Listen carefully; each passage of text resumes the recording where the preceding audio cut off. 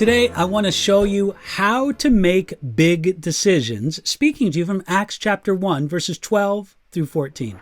Let me read those three verses to you. We read this. Then they returned to Jerusalem from the mount called Olivet, which is near Jerusalem, a Sabbath day's journey.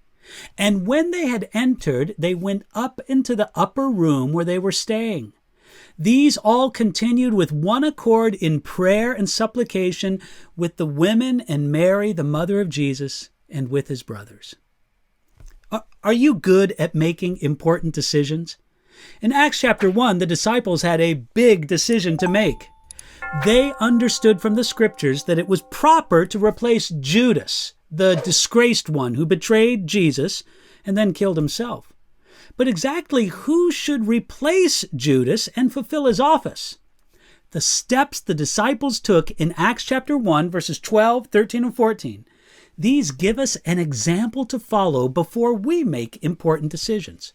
First, notice they were obedient. We read, "Then they returned to Jerusalem." Just before Jesus was carried up into heaven, he told his disciples to return to Jerusalem and to wait for the coming of the Holy Spirit. That's exactly what they did. Sometimes we hear God speak to us in and through his word, but we quickly forget it. Many a good sermon has been lost on the walk from the church to the parking lot. But here the disciples did what Jesus told them to do, even though he was no longer physically present with them. If we want to make the right decisions, it begins with being obedient right now with what we know to be God's will. Second, notice their unity. It says, "These all continued with one accord." When we saw the disciples in the Gospels, it seemed that they were always fighting and bickering. Well, what changed in Acts chapter 1? Peter still had his history of denying Jesus. Matthew was still a former tax collector, and Simon was still a former zealot. Their differences were still there, but the resurrected Jesus in their hearts was greater than any of their differences. When we seek God about a big decision, a lack of unity with our brothers and sisters in Jesus can really get in the way. Being out of fellowship, either through our absence or through bad relationships, that puts us in a bad place for decision making. Thirdly, and finally, notice that they prayed.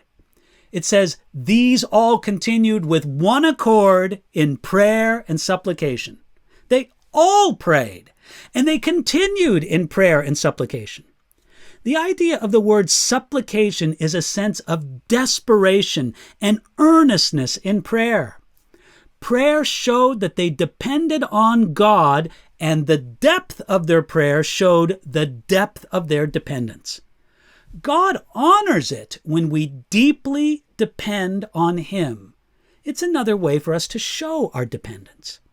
Now, there's obviously more than these three parts to making good, godly decisions. But these three things give us an essential foundation: obedience, unity, and prayer. Now is the time to give attention to these three areas before you might find yourself needing to make a big decision. And if you are in decision time right now, then don't wait. Give attention to obedience, to unity, and to prayer.